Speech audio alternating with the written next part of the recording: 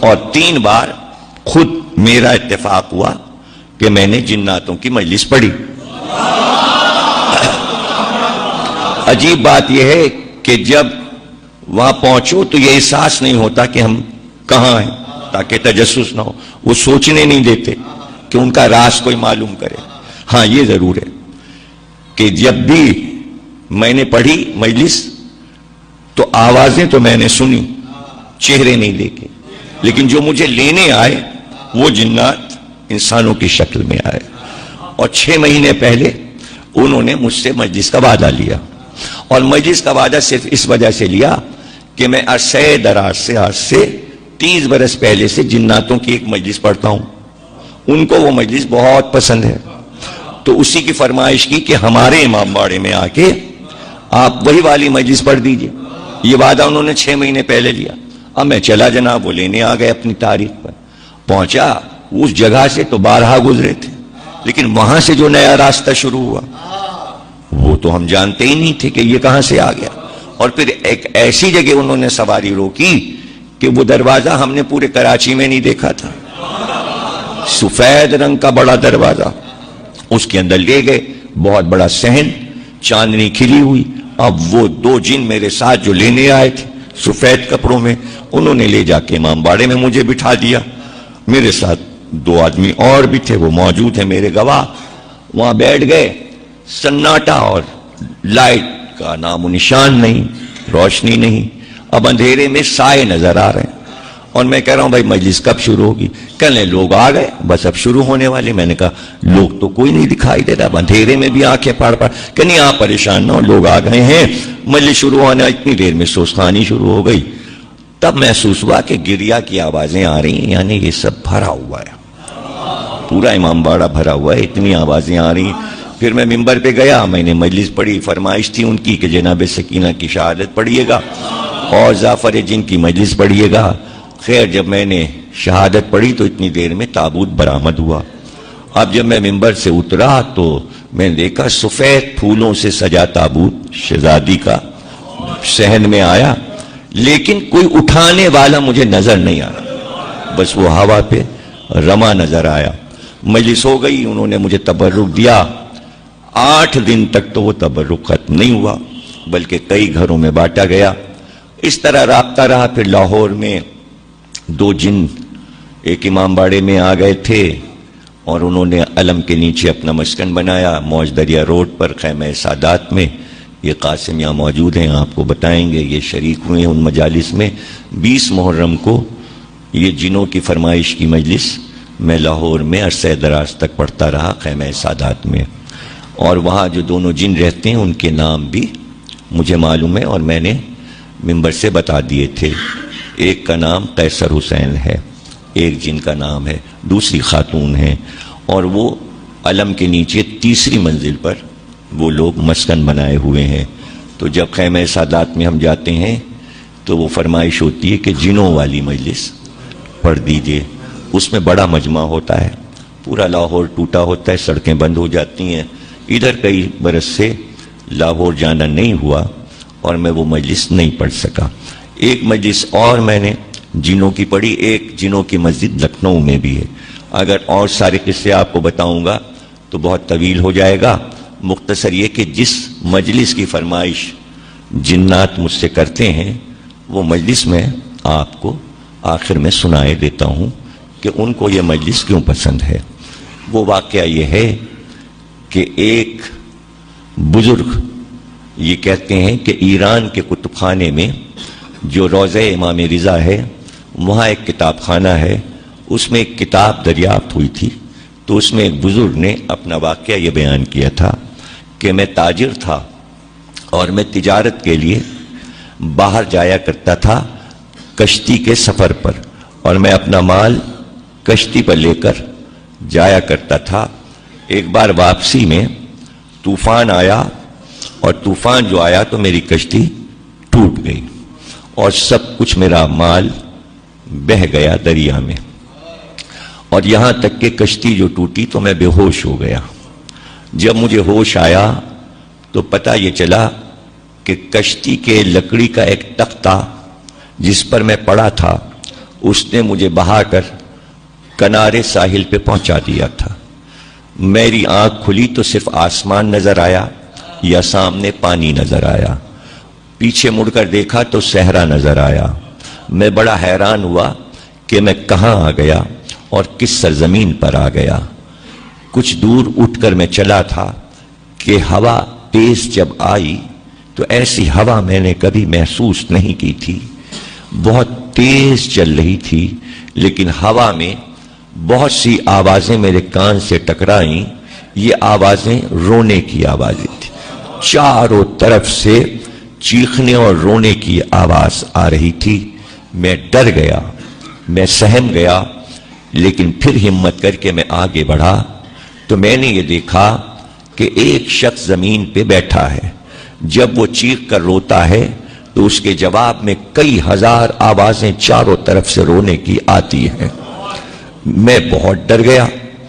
میری ہمت نہیں پڑ رہی تھی کہ میں قریب جاؤں, اس لیے کہ اس آدمی کی جو حالت تھی وہ ایسی تھی کہ اس کے بال الجھے ہوئے اس کے چہرے پہ پڑے تھے. اس کی آنکھیں لال سرخ ہو رہی تھیں اور وہ سر جھکائے زمین پہ بیٹھا چیخ کے روتا تھا. ایک جگہ روتا, پھر اٹھتا, دوسری جگہ جاتا, پھر آگے بڑھتا, پھر کہیں بیٹھتا, پھر روتا. اور جب وہ روتا تو چاروں طرف سے رونے کی آوازیں آتی تھیں. لیکن میں نے یہ دیکھا کہ جب وہ زمین پہ بیٹھتا ہے تو انگلی سے کچھ زمین پہ لکھتا ہے. میں نے سوچا کہ صحرا میں اس کے علاوہ کوئی نہیں ہے, میں کہاں جاؤں گا؟ کوئی راستہ بھی نہیں نظر آ. تو میرے دل نے کہا کہ پشت پر پیچھے سے جا کر میں یہ دیکھوں کہ یہ زمین پہ لکھتا کیا ہے. میں آہستہ آہستہ اس کے پیچھے گیا اور پھر میں نے چھپ کے دیکھا کہ یہ زمین پہ کیا لکھتا ہے. اب جو میں نے دیکھا تو وہ انگلی سے لکھتا تھا یا حسین, یا حسین. جب میں نے حسین کا نام لکھا دیکھا تو بڑی میری ڈھارس ہوئی. پھر میرا ڈر ختم ہو گیا کہ اب اس سے ڈرنا نہیں چاہیے, بلکہ یہ حسین کا کوئی چاہنے والا لگتا ہے, یہ مجھے اذیت نہیں پہنچائے گا. اس لیے میں گھوم کر اس کے چہرے کے سامنے آیا. میں نے سلام کیا. میں نے سلام کیا تو اس نے چہرہ اٹھایا. اس نے حیرت سے مجھ کو دیکھا. میں نے اس سے سوال کیا تم کون ہو؟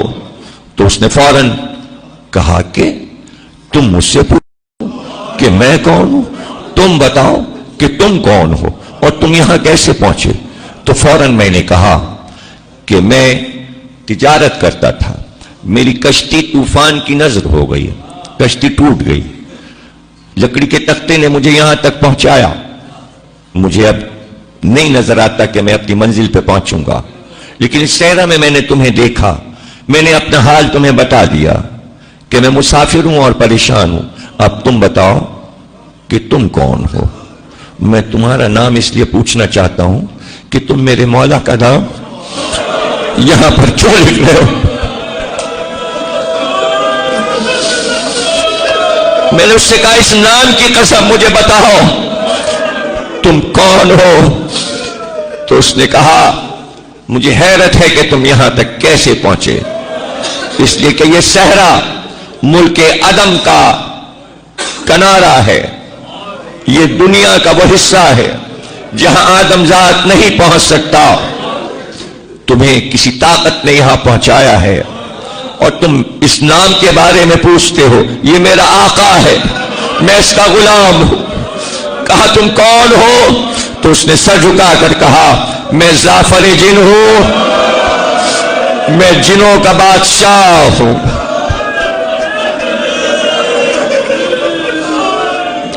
وہ کہتے ہیں کہ اس نے کہا کہ مجھ میں تاب نہیں ہے کہ اب میں وہ دوہرا سکوں. تو میں مایوس ہو گیا کہ اب یہ نہیں بتائے گا. تو بے اختیار میں نے کہا درے دندان رسول کی قسم, مسجد کوفہ میں علی کے شکافتہ سر کی قسم, فاطمہ زہرا کے شکستہ پہلو کی قسم, حسن کے جگر کے 72 ٹکڑوں کی قسم, حسین کے کٹے گلے کا واسطہ مجھے بتاؤ کربلا میں کیا دیکھا.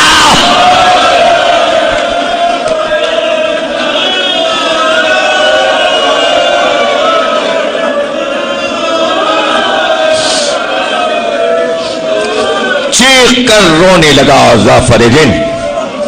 جب ہوش آیا اس نے کہا تم نے اتنی قسمیں دی ہیں تو سنو، میرے تاج پوشی کا جشن ہوتا تھا میرے دربار میں، تمام جنات میرے دربار میں حاضر ہوا کرتے تھے۔ جب سے مولا علی نے میرے سر پر تاج رکھا تھا میں ولایت علی کی یاد میں جشن مناتا تھا کہ آج کا وہ دن ہے کہ جناتوں کی حکومت مولا علی نے مجھ کو عطا کی، اس لیے میرے دربار میں سارے سردار اجنہ جمع ہو جاتے تھے اور خوشی کا اظہار ہوتا تھا، اور اس وقت دوبارہ میرے سر پہ تاج رکھا جاتا تھا اور میں تخت پہ بیٹھتا تھا۔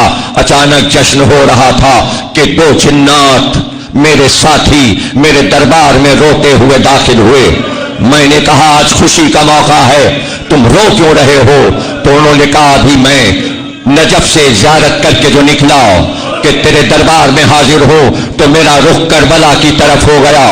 جب میں کربلا سے چلا تو عجیب منظر دیکھا، اے امیر یہ تخت و تاج جس کے صدقے میں ملا ہے، صبح سے اب تک حسین لڑائیوں پہ لڑائیاں لڑ چکے، کتنے لاشیں اٹھا چکے، ارے کچھ پتا ہے فاطمہ زہرا کا باپ کربلا میں تاراج ہو رہا، رسول کا گھر لٹ رہا۔ جعفر کہتا ہے یہ سننا تھا کہ میں نے تاج اپنے سر سے پھینک دیا، میں نے نالین پیروں سے اتار دی اور میں نے ان سے کہا مجھے لے کے چلو، کہاں میرا آقا حسین ہے؟ جعفر کہتا ہے میں نے اپنی فوج کو حکم دیا کہ پوری فوج تیار ہو جائے اور فضا میں آ جائے، میرے ساتھی جن آگے آگے فضا میں پرواز کرتے چلے، پیچھے پیچھے میں اور میرا لشکر سارا ساتھ، یہاں تک کہ جب میں پہنچا عراق کی سرزمین پر تو مجھے دریائے فرات نظر آیا، دریائے فرات کے کنارے مجھے ایک شیر کا لاشا نظر آیا جس کے دونوں شانے کٹے تھے۔ میں نے اپنے ساتھیوں سے پوچھا یہ کس کا لاشا ہے؟ اس کا چہرہ تو علی جیسا ہے۔ تو میرے ساتھیوں نے کہا یہ حسین کا علمدار عباس مارا گیا ابھی ابھی۔